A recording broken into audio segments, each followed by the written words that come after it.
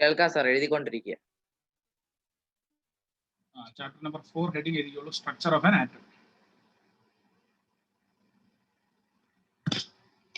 Wait ചെയ്തോണേ.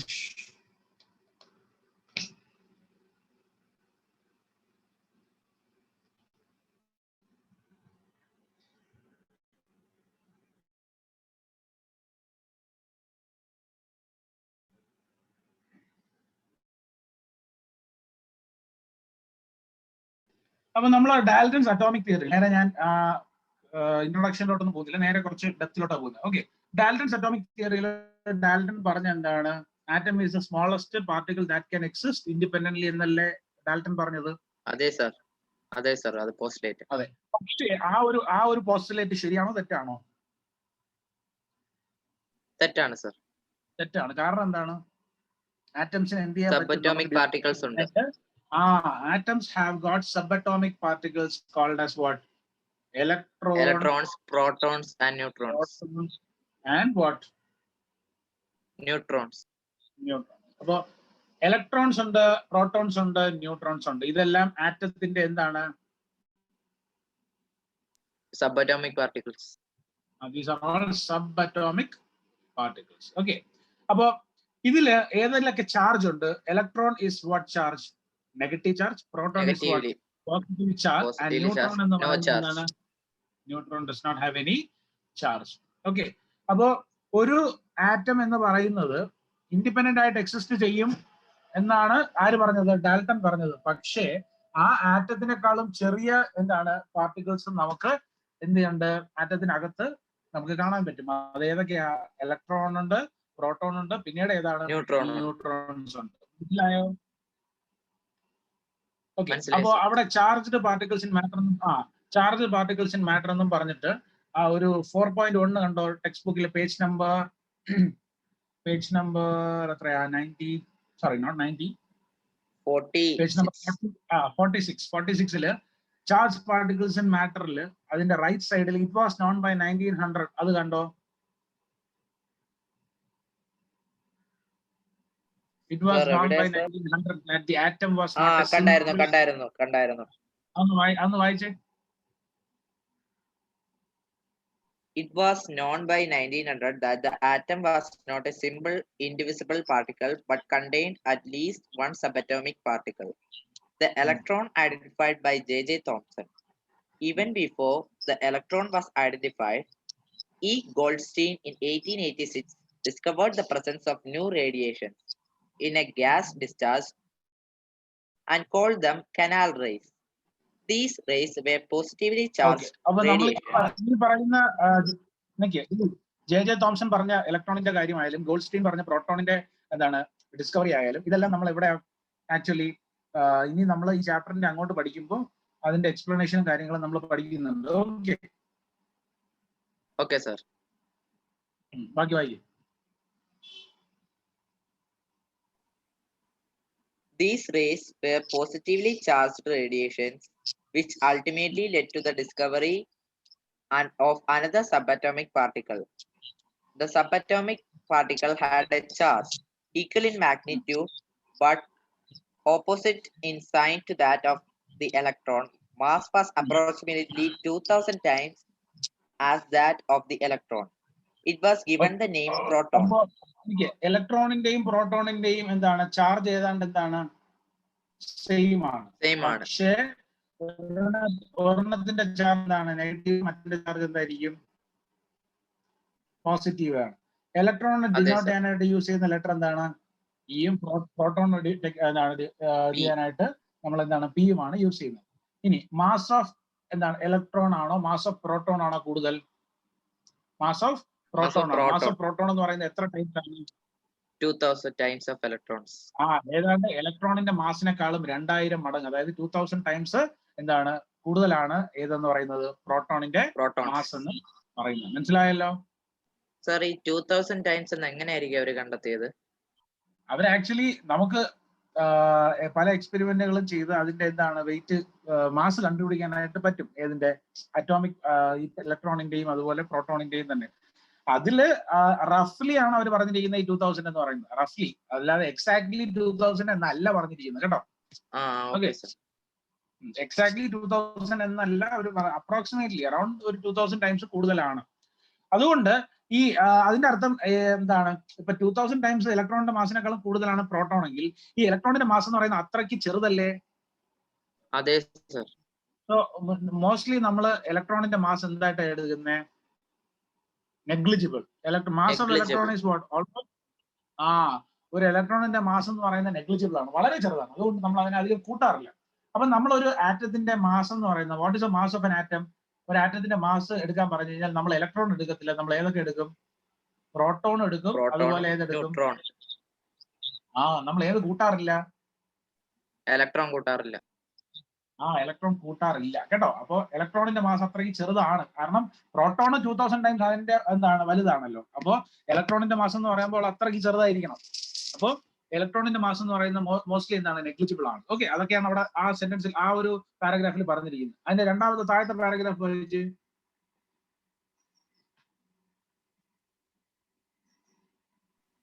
In general, an electron is represented. It seemed highly likely. Okay, sir. It seemed highly likely that an atom was composed of protons and electrons, mutually balancing their charges. It also appeared that the protons were in the interior of the atom, whereas electrons could easily be peeled off, but not protons. Okay. Now, the big question was, what sort of structure did these particles of the atom form? We will find the answer to this question below. ശരി, അപ്പൊ നമ്മൾ subatomic പാർട്ടിക്കിൾസിനെ കുറിച്ച് പഠിച്ചു. ഏതൊക്കെയാണ്? ഇലക്ട്രോണും അതുപോലെ പ്രോട്ടോണും, അതുപോലെ അതിന്റെ charge, അതിന്റെ മാസും കാര്യങ്ങളൊക്കെ നമ്മൾ ഇപ്പൊ പറഞ്ഞു. ഇനി എങ്ങനെയാണ് ഈ ഇലക്ട്രോണും അതുപോലെ പ്രോട്ടോണും ഒരു ആറ്റത്തിൽ അറേഞ്ച് ചെയ്തിരിക്കുന്നത് എന്നുള്ളതാണ് നമ്മൾ നോക്കാനായിട്ട് പോകുന്നത്. മനസ്സിലായോ? ഓക്കെ സർ, മനസ്സിലായി സർ. ഓക്കെ, അപ്പൊ അതില് സ്ട്രക്ചർ ഓഫ് ആറ്റത്തിൽ നമുക്ക് മെയിൻലി പഠിക്കാനുള്ള മോഡൽസ്, ഒന്ന് തോംസൺസ് മോഡൽ ഓഫ് ആറ്റം, രണ്ടാമത് റുദർഫോർഡ്സ് മോഡൽ ഓഫ് ആറ്റം, പിന്നെ ബോർ മോഡൽ ഓഫ് ആറ്റം. ഇത് മൂന്നെണ്ണമാണ് നമുക്ക് മെയിൻലി പഠിക്കാനായിട്ട് ഉള്ളത്. മനസ്സിലായോ? ഏതൊക്കെയാ? തോംസൺസ് മോഡൽ, പിന്നെ Bohr model of atom. Okay, ആദ്യം നമുക്ക് ജെ തോംസന്റെ മോഡൽ പഠിക്കാം. എന്താണ് ജെ തോംസന്റെ മോഡൽ എന്ന് വായിക്കുക.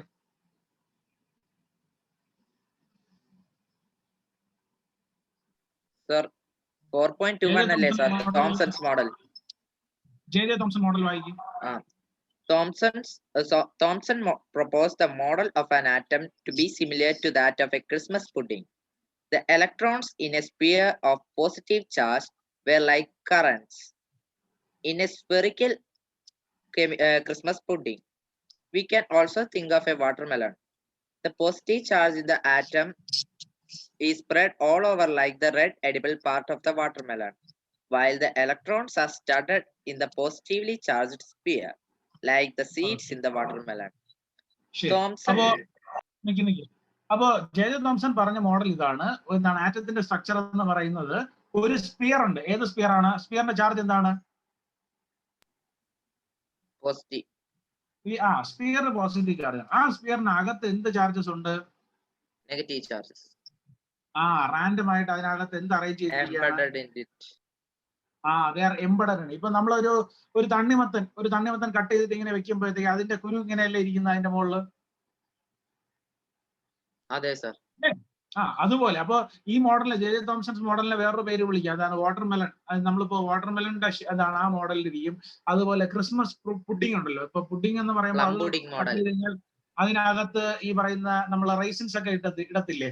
ചെറിയ ചെറിയ ചെറിയ ചെറിയ റൈസിൻസ് ഒക്കെ കാണാൻ പറ്റത്തില്ലേ കട്ട് ചെയ്ത് നോക്കുമ്പോ? പ്ലം പുഡിംഗ് മോഡലോ? ഏതാണ് plum pudding model?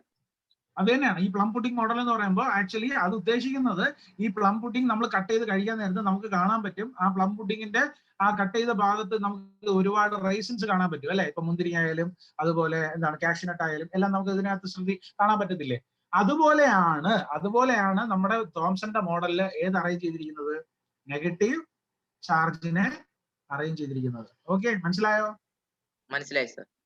Okay, and ആ സ്പിയർ എന്ന് പറയുന്നത് എന്ത് ചാർജ് ആണെന്നും പറഞ്ഞിട്ടുണ്ട് അടുത്ത്? Positive charge. അപ്പൊ തോംസൺ പ്രപ്പോസ് ചെയ്ത കാര്യം എന്തൊക്കെയാണെന്ന് നോക്കുക. അവിടെ തോംസൺ പ്രപ്പോസ്ഡ് ദാറ്റ്, അത് വായിക്ക്, ഇമ്പോർട്ടന്റ് ആണ്. Thomson proposed that An atom consists of a positively charged sphere and the electrons are embedded in it. The negative and positive charges are equal in magnitude. So the atom as a whole is electrically neutral. അതെ. അപ്പൊ ഈ രണ്ട് ഇപ്പൊ തോംസന്റെ മോഡലിനെ കുറിച്ച് നിങ്ങളുടെ ചോദ്യം ചോദിച്ചു കഴിഞ്ഞാൽ ഈ രണ്ട് കാര്യങ്ങളും ഇമ്പോർട്ടന്റ് ആയിട്ട് മസ്റ്റ് ആയിട്ട് നിങ്ങൾ അത് എക്സ്പ്ലെയിൻ ചെയ്ത് പറഞ്ഞേ പറ്റത്തുള്ളൂ കേട്ടോ. തോംസൺ മോഡലിനെ കുറിച്ചാണ് ചോദ്യമെങ്കിൽ ഇത് പറഞ്ഞേ പറ്റത്തുള്ളൂ. അല്ലെങ്കിൽ ഇപ്പൊ തോംസൺ മോഡലിന് പകരം ക്വസ്റ്റ്യൻ ഇങ്ങനെയും ചോദിക്കാം, explain the plum pudding model എന്ന് വേണമെങ്കിൽ ചോദിക്കാം. അപ്പൊ പ്ലം പുഡിംഗ് മോഡൽ എന്ന് പറഞ്ഞാലും വാട്ടർമെലൺ മോഡൽ എന്ന് പറഞ്ഞാലും എല്ലാം ആരെ ഉദ്ദേശിക്കുന്നത്? ആരുടെ മോഡലാണ് ഉദ്ദേശിക്കുന്നത്? J Thomson. എല്ലാം ജെ തോംസന്റെ മോഡൽ തന്നെയാണ് ഉദ്ദേശിക്കുന്നത്. ക്ലിയർ ആണല്ലോ? ക്ലിയർ ആണ് സർ. ഓക്കെ. ഇനി മസ്റ്റ് ആയിട്ട് പഠിക്കാനുള്ളതാണോ ഈ തോംസൺ പ്രൊപ്പോസ്ഡ് എന്ന് പറഞ്ഞിട്ടുള്ളത്? അതെ, ഏതൊരു മോഡലിലും നമ്മൾ പഠിക്കേണ്ട കാര്യങ്ങൾ അതിന്റെ ഇമ്പോർട്ടൻസ് നമ്മൾ പഠിക്കണം. ആ മോഡലിന്റെ ഇമ്പോർട്ടൻസ് എന്താണെന്നുള്ളത് ആദ്യം പഠിക്കണം. രണ്ടാമത് ആ മോഡലിനെ കുറിച്ച് എന്തൊക്കെയാണ് പറഞ്ഞിരിക്കുന്നത് എന്നുള്ളത്, അതായത് അതിന്റെ നമ്മൾ എന്ത് പറയാം, ക്യാരക്ടേഴ്സ് അല്ലെങ്കിൽ ആ മോഡലിന് എന്തൊക്കെയാണ് ക്യാരക്ടേഴ്സ് ആയിട്ട് അവിടെ പറഞ്ഞിട്ടുള്ളത് എന്നുള്ളത് അത് പഠിക്കണം. ലാസ്റ്റ് പഠിക്കേണ്ടത് അതിന്റെ എന്താണ് പ്രോസും അതുപോലെ കോൺസും. അതായത് ഇപ്പൊ ആ മോഡലിന് നല്ല വശം ഉണ്ടാവും, ആ മോഡലിനൊരു എന്താണ് ഡിഫക്റ്റും ഉണ്ടാവും അല്ലെ? ആ രണ്ട് വശങ്ങളും നമ്മൾ എക്സ്പ്ലെയിൻ ചെയ്യണം. അപ്പൊ ഇത്രയും കാര്യങ്ങൾ നമ്മൾ പറയണം. മനസ്സിലായോ? മനസ്സിലായി. ഓക്കെ. അപ്പൊ ചിലതില് ഈ ഇത് കാണത്തില്ല, ഡിഫക്റ്റ് കാണത്തില്ല. അപ്പൊ അത് പറഞ്ഞിട്ടുണ്ടാവത്തില്ല ടെക്സ്റ്റിൽ കേട്ടോ. അപ്പൊ ഡിഫക്റ്റ് ഇല്ലെങ്കിൽ നമ്മൾ അത് പുറത്തുനിന്ന് എവിടെയെങ്കിലും ചെക്ക് ചെയ്ത് പഠിച്ചേ പറ്റത്തുള്ളൂ ഡിഫക്റ്റ് ഉണ്ടോ ഇല്ല എന്നുള്ളത്. കാരണം ഈ തോംസൺ മോഡലാണോ ഇപ്പൊ നമ്മൾ അംഗീകരിച്ചിരിക്കുന്നത്? അല്ലല്ലോ. അപ്പൊ തോംസൺ മോഡൽ കഴിഞ്ഞിട്ട് അടുത്ത റുദർഫോർഡ് മോഡൽ പഠിക്കുന്നുണ്ടല്ലോ. അപ്പൊ എന്തുകൊണ്ടാണ് തോംസൺ മോഡൽ എടുക്കാത്തത് എന്നുള്ളതിന് നമുക്കൊരു എക്സ്പ്ലനേഷൻ വേണം. ഓക്കെ. അപ്പോ അതുകൊണ്ട് ഡിഫക്റ്റ് എന്താണ്, ഈ മോഡലിന്റെ ഡിഫക്റ്റ് എന്താണെന്ന് ചോദിച്ചു കഴിഞ്ഞാൽ അതും പറയാൻ പറ്റണം. ഓക്കെ. നിക്ക് ആ ഡിഫക്റ്റിന്റെ കാര്യം അവിടെ നിൽക്കട്ടെ. ഇനി ഇതാ ഇവിടുത്തെ രണ്ടാമത്തെ പോയിന്റ് എന്താണ്? തോംസൺ പ്രപ്പോസ് ചെയ്ത രണ്ടാമത്തെ പോയിന്റ് എന്നോട് വായിക്ക്. The negative and positive charges are equal in magnitude. So the atom as a whole is electrically neutral. അതെ, അതായത് പോസിറ്റീവ് ചാർജ് +10 ആണെങ്കിൽ എത്ര നെഗറ്റീവ് ചാർജ് വേണം? നെഗറ്റീവ് 10 വേണം. കാരണം ഇത് രണ്ടും കൂടെ ആഡ് അപ്പ് ചെയ്താൽ എന്ത് വരത്തുള്ളൂ? Total charge 0. ടോട്ടൽ ചാർജ് 0 ആയാലും അതിന് എന്തെന്ന് വിളിക്കാൻ പറ്റത്തുള്ളൂ ആറ്റത്തിനെ? ന്യൂട്രൽ. അതാണ് അവിടെ പറഞ്ഞിരിക്കുന്നത്. Negative and positive charges are equal in magnitude. So the atom is as a whole is electrically neutral. അത് ക്ലിയർ ആണോ ആ പോയിന്റ്? ക്ലിയർ ആണ് സർ. അടുത്ത അതിന്റെ തൊട്ട് താഴെ പ്രപ്പോസ് ചെയ്തതിന്റെ തൊട്ട് താഴെ എന്താണ് പറഞ്ഞിരിക്കുന്നത്? Also Thomson's model. Although Thomson's model explained the atoms are electrically neutral, the results of experiments carried out by other scientists couldn't be explained by this model, as we will see below. Okay, അപ്പൊ തോംസൺസ് മോഡലിന് atom electrically neutral ആണ് എന്ന് പറയാൻ പറ്റി. Okay. അപ്പൊ Thomson പറഞ്ഞ model ശരിയല്ലെങ്കിലും അല്ലെങ്കിൽ അതിൽ കുറെ ഡിഫക്റ്റ് ഉണ്ടെങ്കിലും തോംസൺ പറഞ്ഞ ഏത് കാര്യമാണ് ശരിയായത്? Atom as a whole is electrically neutral. അത് ശരിയാണ്. ഓക്കെ. അപ്പോ ഈ ഒരു തോംസൺ മോഡലിന്റെ ഒരു അച്ചീവ്മെന്റ് എന്ന് വേണമെങ്കിൽ പറയാം. എന്താണ് തോംസൺ എന്ന് പറയാൻ പറ്റി? Atom as a whole electrically എന്താണെന്ന് പറയാൻ പറ്റി? ന്യൂട്രൽ ആണ് എന്ന് പറയാനായിട്ട് ആർക്ക് സാധിച്ചു? തോംസണ് സാധിച്ചു. അത് അതിന്റെ ഒരു പ്രോസ് ആണ് കേട്ടോ. ഇനി കോൺസ് എന്ന് പറയുന്നത് എന്താണ്? ഇനി ബാക്കി അടുത്ത സയന്റിസ്റ്റുകൾക്ക് എന്താണ് പുതിയതായിട്ട് അവർ കണ്ടുപിടിക്കാൻ നോക്കിയപ്പോ ഈ മോഡലുമായിട്ട് യാതൊരു ബന്ധവും എന്തിനില്ല? പുതിയ മോഡൽസിന് വന്നിട്ടില്ല. അത് ഏതൊക്കെയാണെന്നുള്ളത് നമ്മൾ താഴോട്ട് നോക്കാൻ പോകുന്നേ ഉള്ളൂ. ഓക്കെ. അത് നമുക്ക് ഇവിടെ പറയാൻ പറ്റത്തില്ല, കാരണം നമ്മൾ പഠിച്ചിട്ടില്ലല്ലോ, നമ്മൾ ഇനി താഴോട്ട് പഠിക്കുന്നേ ഉള്ളൂ. അപ്പൊ രണ്ടാമത്തെ മോഡൽ ആരുടെയാണ്? Rutherford. Rutherford model very very very very very important മോഡലാണ്. വായിച്ചോളൂ. Ernest Rutherford was interested in knowing how the electrons are arranged within an atom. Rutherford designed an experiment for this. In this experiment, fast-moving alpha particles were made to fall on a thin gold foil. He selected a gold foil because he wanted as thin a layer as possible. This gold foil was about 1000 atoms thick. Alpha particles are doubly charged helium ions.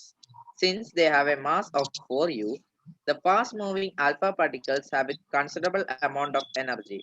It was expected that a expected that alpha particles would be deflected by the subatomic particles in the gold atom. Since the alpha particles were much heavier than the protons, he didn't expect to see the last. Okay, അപ്പൊ നിക്ക്. അപ്പൊ gold Rutherford model of atom. അപ്പൊ Rutherford ആറ്റത്തിന്റെ model കണ്ടുപിടിക്കുന്നതിന് വേണ്ടി ചെയ്ത എക്സ്പെരിമെന്റിന്റെ പേരെന്താണ്? Alpha particle scattering experiment. എന്ത് experiment ആണ്? Alpha particle gold foil scattering experiment എന്ന് വേണമെങ്കിൽ പറയാം. ആൽഫ പാർട്ടിക്കിൾ ഗോൾഡ് ഫോയിൽ എന്ത് ചെയ്തു? സ്കാറ്റർ ചെയ്ത എക്സ്പെരിമെന്റ്. ഓക്കെ, അതാണ് ആര് ചെയ്തത്? റുദർഫോർഡ് ചെയ്തത്. എന്ത് കണ്ടുപിടിക്കാനായിട്ട്? നമ്മുടെ ആറ്റത്തിന്റെ മോഡൽ കണ്ടുപിടിക്കാനായിട്ട് ചെയ്തത്. ഇനി എന്താണ് ഈ ആൽഫ പാർട്ടിക്കിൾസ് എന്നുള്ളത് നോക്കാം. ആൽഫ പാർട്ടിക്കിൾസ് എന്താണെന്ന് രണ്ടാമത്തെ പോയിന്റിൽ പറഞ്ഞിട്ടുണ്ട്. എന്താണ് alpha particles? Alpha particles are doubly charged helium ions. Since they have a mass of 4u, the fast-moving alpha particles have a considerable amount of energy. അതെ, ആൽഫ പാർട്ടിക്കിൾസ് എന്ന് പറയുന്ന ഡബ്ലി ചാർജ്ഡ് ഹീലിയം അയോൺസ് ആണ്. Doubly charged helium ions ആണ്. ഹീലിയത്തിന്റെ mass എത്രയാണ് അവർ പറഞ്ഞിരിക്കുന്നത്? അപ്പൊ hydrogen ഞാൻ എടുക്കുകയാണെങ്കിൽ ഹൈഡ്രജൻ ഉള്ളൂ 1u ആണ്. ഹൈഡ്രജന്റെ മാസ് കുറവാണ്. അപ്പൊ അതുകൊണ്ട് എന്തെടുത്തു ഇവിടെ? ഹീലിയം തന്നെ എടുത്തു. അപ്പൊ ഹീലിയത്തിന്റെ മാസ് ഇവിടെ 4u ആണ് and it is doubly charge. അപ്പൊ നമുക്കറിയാം ഒരു മൂവിംഗ് ആയിട്ടിരിക്കുന്ന ഒരു ഒബ്ജക്റ്റിന് എന്ത് എനർജിയാണ് പ്രോസസ് ചെയ്യുന്നത്? കൈനറ്റിക് എനർജി അല്ലേ?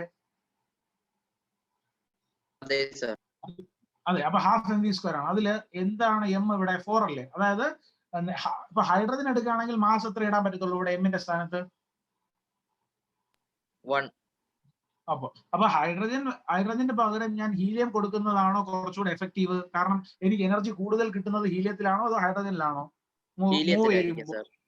അതെ, അതുകൊണ്ടാണ് എന്ത് ചൂസ് ചെയ്തിരിക്കുന്നത്? ആൽഫ പാർട്ടിക്കിൾസ് എന്ന് പറയുന്നത്. ആൽഫ പാർട്ടിക്കിൾസ് ചൂസ് ചെയ്യാനുള്ള കാരണം ചോദിച്ചു കഴിഞ്ഞാൽ എന്താണ്? It is A doubly charged helium ion and also they have A mass of how much? 4u. And since they have a എന്താണ് considerable amount of mass, they will have what? A high energy also while moving. Okay, അപ്പൊ move ചെയ്യുന്ന സമയത്ത് അതിന് എന്ത് കാണാം? ഒരു high energy അവിടെ content അതിന് ഉണ്ടായിരിക്കും. ക്ലിയർ ആണോ? ക്ലിയർ ആണ് സർ. ഓക്കെ, ഇനി ഗോൾഡ് ഫോയിൽ സെലക്ട് ചെയ്യാനുള്ള കാരണം എന്താണ്? നോക്ക്, അത് പറഞ്ഞിട്ടുണ്ട് ആദ്യത്തെ point.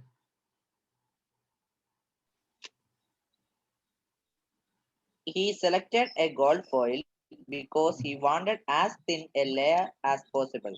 This gold foil was about 1000 atoms thick. Okay, അപ്പൊ ഗോൾഡ് ഫോയിൽ സെലക്ട് ചെയ്യേണ്ട കാരണം അവിടെ തന്നെ അവരെ പറഞ്ഞിട്ടുണ്ട്. അതിൽ പ്രത്യേകിച്ച് പുതുമയൊന്നുമില്ല. എന്താണ്? വളരെ തിന്നായിട്ടുള്ള ലെയർ ആയിരുന്നു വേണ്ടത്. ആ ലെയറിന്റെ തിക്നെസ് എന്ന് പറയുന്നത് എത്ര ആറ്റംസിന്റെ തിക്നെസ് ആണ്? 1000 atoms. 1000 ആറ്റംസിന്റെ തിക്നെസ്, അത്രേ ഉള്ളൂ കേട്ടോ. അപ്പൊ ഗോൾഡ് ഫോയിൽ സെലക്ട് ചെയ്യുന്നതിന്റെ കാരണം ചോദിച്ചു കഴിഞ്ഞാൽ ഇതാണ് റീസൺ. കാരണം അത്രയും തിൻ ലെയർ കിട്ടണമെങ്കിൽ ഗോൾഡ് ഫോയിൽ തന്നെ ഉപയോഗിച്ചേ പറ്റത്തുള്ളൂ. ആൻഡ് ആ തിക്നെസ് എത്രയാണ്? 1000 ആറ്റംസ് മാത്രമാണ് അതിന്റെ തിക്നെസ്. ക്ലിയർ ആണോ? ക്ലിയർ ആണ് സർ. ഓക്കെ, ഇനി മൂന്നാമത്തെ പോയിന്റ് ഒന്നുകൂടെ വായിച്ചേ. It was expected that alpha particles would be deflected by the subatomic particles in the gold atom. Since the alpha particles were much heavier than the protons, he didn't expect to see large deflections. Okay. അപ്പോ alpha പാർട്ടിക്കിൾസിന്റെ mass എന്താണ്? Mass 4u ആണല്ലോ. 4u ആണ് അതിന്റെ mass. അപ്പോ ഇത് വന്ന് ഏതിലാ meet ചെയ്യുന്നത്? Gold ഫോയിലല്ലേ വന്ന് സ്കാറ്റർ ആവുന്നത്? അതെ സർ, അതെ. അപ്പൊ ഗോൾഡിന്റെ ആറ്റംസ് അവിടെ ഉണ്ടാവും. അപ്പൊ ഗോൾഡ് ആറ്റംസിന്റെ അകത്ത് എന്തുണ്ടാവും? പ്രോട്ടോൺസ് ഉണ്ടാവും. പക്ഷെ ആൽഫ പാർട്ടിക്കിൾസിന്റെ മാസ് ഈ പ്രോട്ടോൺസിനെക്കാളും വലുതായതുകൊണ്ട്, ആൽഫ പാർട്ടിക്കിൾസിന്റെ മാസ് പ്രോട്ടോൺസിനെക്കാളും വളരെയധികം കൂടുതലായതുകൊണ്ട് എന്ത് എക്സ്പെക്ട് ചെയ്തില്ല? പുള്ളി അത്രയ്ക്ക് ഡിഫ്ലക്ഷൻ എക്സ്പെക്ട് ചെയ്തില്ല. എന്ത് എക്സ്പെക്ട് ചെയ്തില്ല? ഡിഫ്ലക്ഷൻ. അതെന്താണെന്നുള്ളത് നമുക്ക് നോക്കാം. ഓക്കെ, അതെന്തുകൊണ്ടാണ് ഡിഫ്ലക്ഷൻ സംഭവിക്കുക എന്നുള്ളത് കാര്യങ്ങളൊക്കെ നമുക്ക് നോക്കാം. ശരി, അപ്പോ അടുത്ത പേജിൽ ഒരു ഫിഗർ കണ്ടോ? 4.2 കണ്ടു സർ, കണ്ടു. വളരെ ഇമ്പോർട്ടന്റ് ആയിട്ടുള്ള ഫിഗർ ആണ് അത്.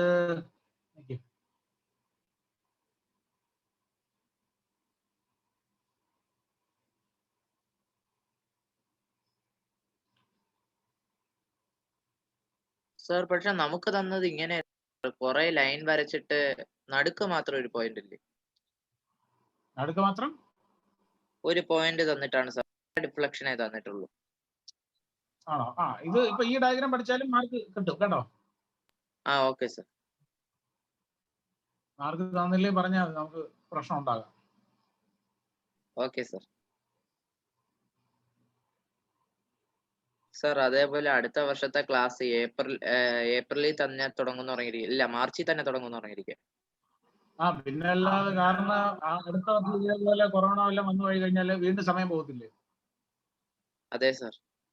അപ്പൊ നേരത്തെ തുടങ്ങി കഴിഞ്ഞാൽ അത് നിങ്ങൾക്ക് നേരത്തെ തീർക്കാമല്ലോ വേണമെങ്കിൽ നിങ്ങളുടെ പോർഷൻസ് ഒക്കെ. അതെ സർ. ശരി, അപ്പോ ഞാനിവിടെ ഇതെന്താണ്? ഇത് നമ്മുടെ ഗോൾഡ് ഫോയിലാണ്. ഗോൾഡ് ഫോയിലിന്റെ എന്താണ് ഒരു മാഗ്നിഫൈഡ് ഇമേജ് ആണെന്ന് വേണമെങ്കിൽ പറയാം. അപ്പൊ ഗോൾഡ് ഫോയില്, ഗോൾഡ് ആറ്റംസിനകത്ത് നടുക്ക് എന്ത് കാണും? ഗോൾഡ് ഫോയിലിന്റെ നടുക്ക് ഒരു ന്യൂക്ലിയസ് കാണുമല്ലോ. ഏത് ആറ്റത്തിനകത്തും ഒരു ന്യൂക്ലിയസ് ഉണ്ടാവുമല്ലോ. ഒരു ന്യൂക്ലിയസ്.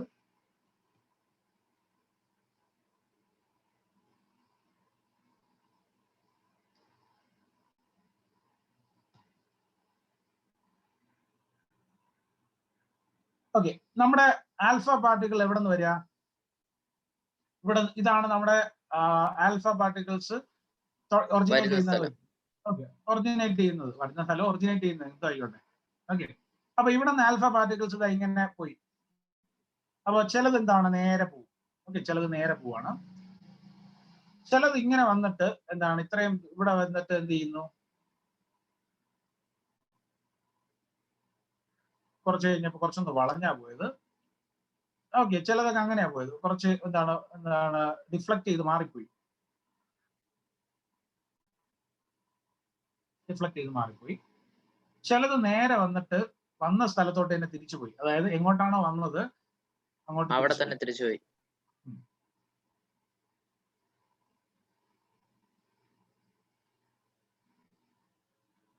തിരിച്ചുപോയി. ഓക്കെ, ഞാൻ 2-3 എണ്ണം കൂടെ വരയ്ക്കാം.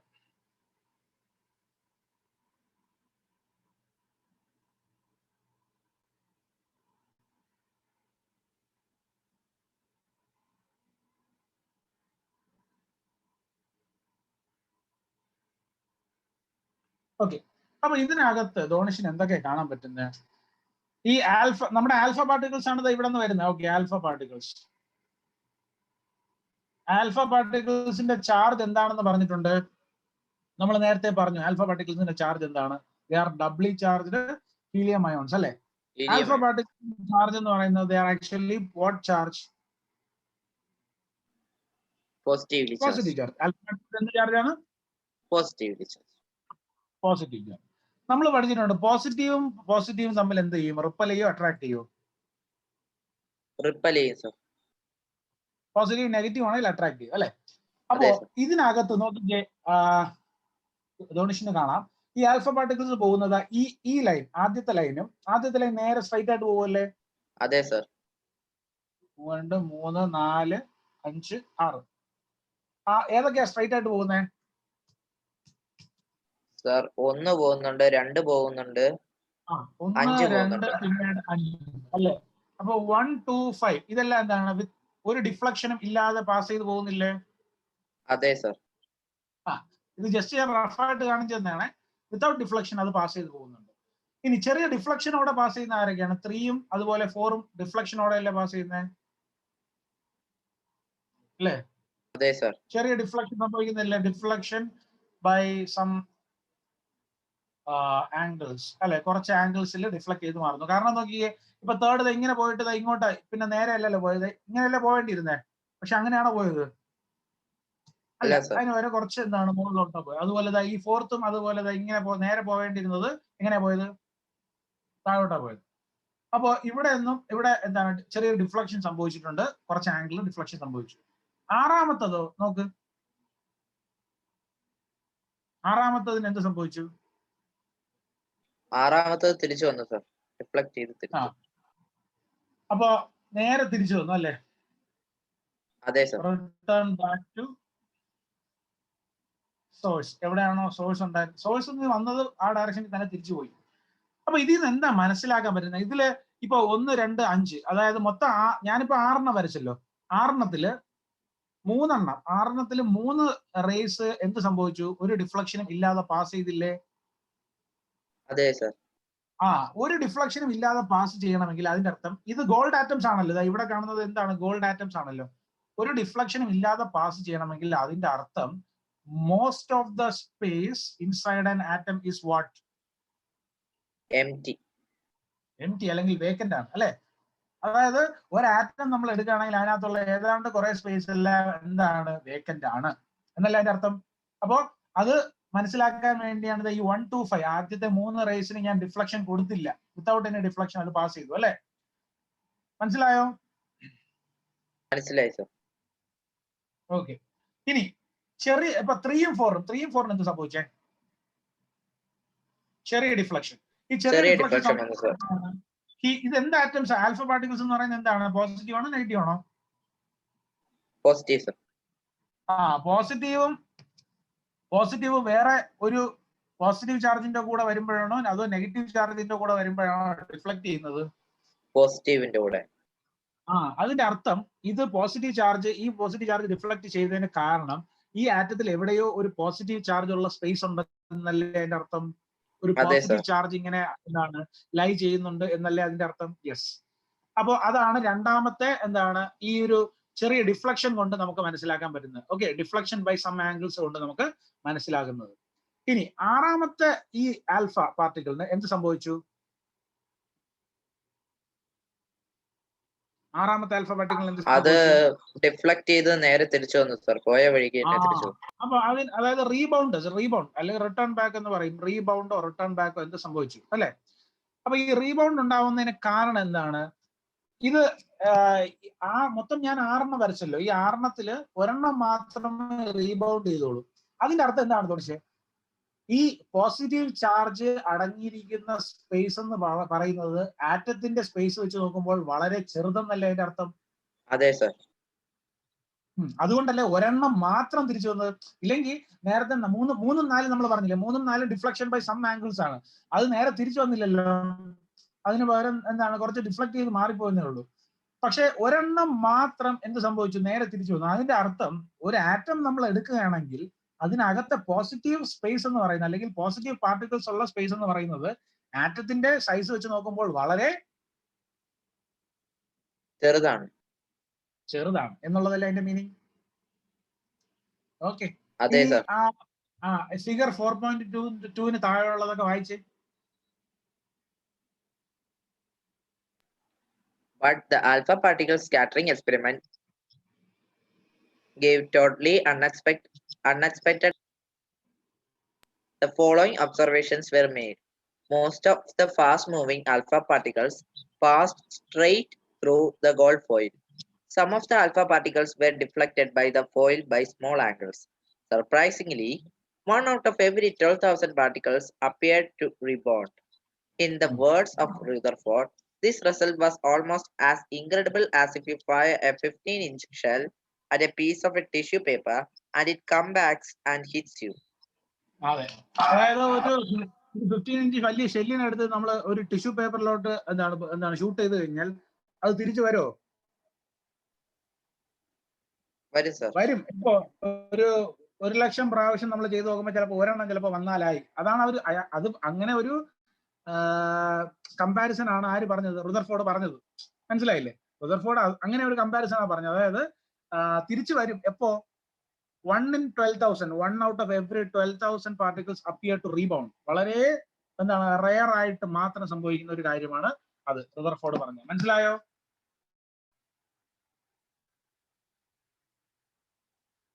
മനസ്സിലായി സർ, ഞാൻ പറഞ്ഞപ്പോ വിട്ടുപോയത്. അപ്പോ അടുത്ത ഇതില് ഫോളോയിങ് സിമിലർ റീസൺ, അടുത്ത സൈഡിൽ നോക്കി നമ്മളിപ്പോ ഇപ്പുറത്തെ ഈ സൈഡിലെ വായിച്ചത്, അടുത്ത സൈഡിലുള്ള കാര്യം ഒന്ന് വായിച്ചു. ഫോളോയിങ് എ സിമിലർ റീസൺ എന്താ പറഞ്ഞിരിക്കുന്നത്? Following a similar reasoning, Rutherford concluded from the alpha particle scattering experiment that most of the space inside the atom is empty because most of the alpha particles pass through the gold foil without getting deflected. Very few particles were deflected. നേരത്തെ പറഞ്ഞു, അതായത് ഈ 1, 2, 5 deflection സംഭവിച്ചോ? ഇല്ല, ഒരു ഡിഫ്ലക്ഷനും സംഭവിച്ചില്ല. അതുകൊണ്ട് അതിന്റെ അർത്ഥം എന്താണ്? അവിടത്തെ ഒരു ആറ്റത്തിലെ സ്പേസ് എന്ന് പറയുന്നത് most of the space inside the atom was empty എന്നുള്ളത് തെളിയിക്കുന്നതാണ്. ഓക്കെ, രണ്ടാമത്തത് Very few particles were deflected from their path, indicating that the positive charge of the atom occupies very little space. അതെ, അപ്പോൾ very few particles were deflected from their path. വളരെ കുറച്ച് particles മാത്രം എന്ത് സംഭവിച്ചു? Deflection സംഭവിച്ചു അല്ലെ? അത് നമ്മൾ ഇവിടെ ഏതിലൊക്കെയാ അവിടെ ഡിഫ്ലക്ഷൻ സംഭവിച്ചത്? 3-ലും 5-ലും അല്ല, 5-ലല്ല, 4-ലും. 3-ലും 4 അല്ലെ? അപ്പോൾ അതിന്റെ അർത്ഥം എന്താണ്? Indicating that positive charge of the atoms what occupies very little space. അടുത്തത്, a very small fraction of alpha particles were deflected by 1800, indicating that 180 degree. 180 degree, indicating that all the positive charge and mass of the gold atom were concentrated in a very small volume within the atom.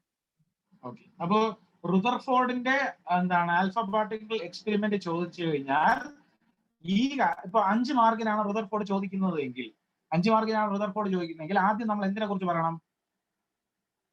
ആദ്യം alpha particles എന്താണെന്ന് പറയണം. പിന്നെ എന്തുകൊണ്ട് gold foil choose ചെയ്തു എന്നുള്ളത് പറയണം.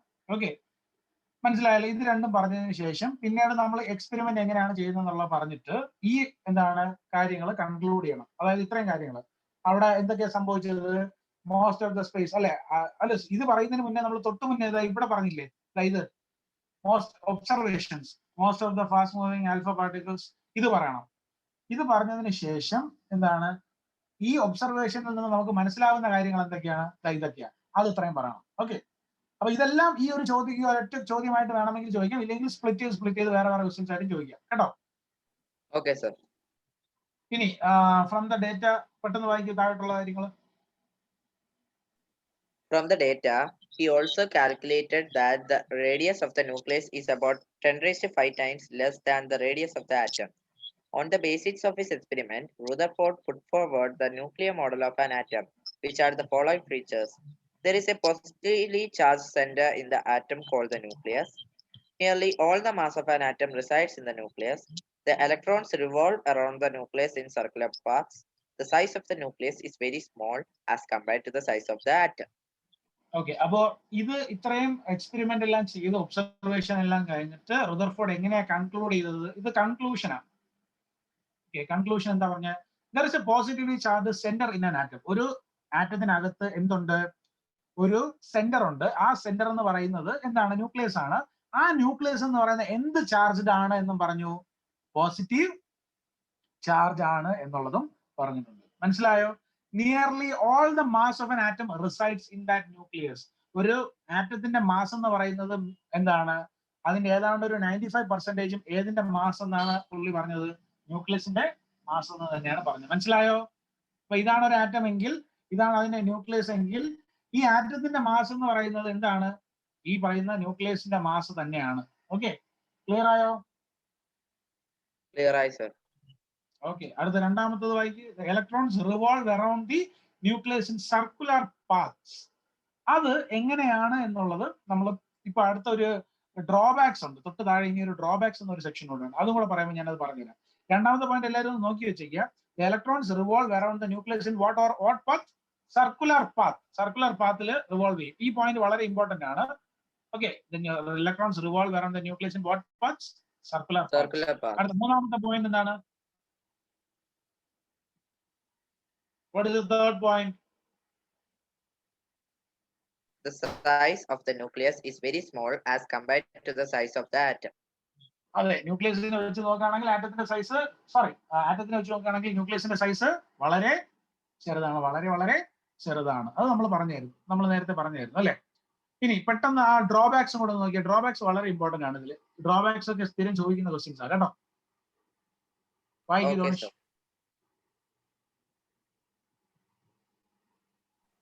The revolution of the electron in a circular orbit is not expected to be stable. Any particle in a circular orbit would undergo acceleration. During acceleration, charged particles would radiate energy. Thus, the revolving electron would lose energy and finally fall into the nucleus.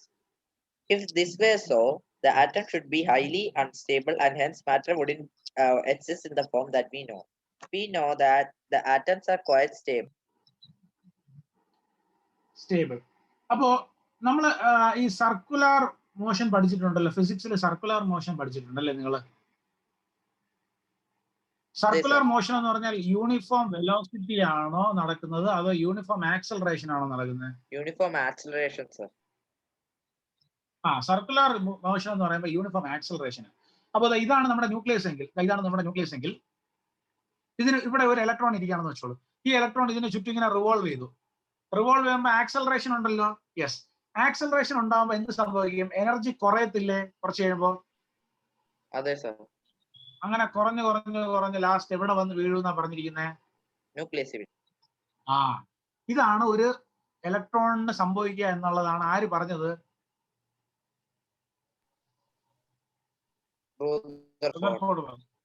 ഇങ്ങനെ സംഭവിച്ചു കഴിഞ്ഞാൽ matter exist ചെയ്യുമോ?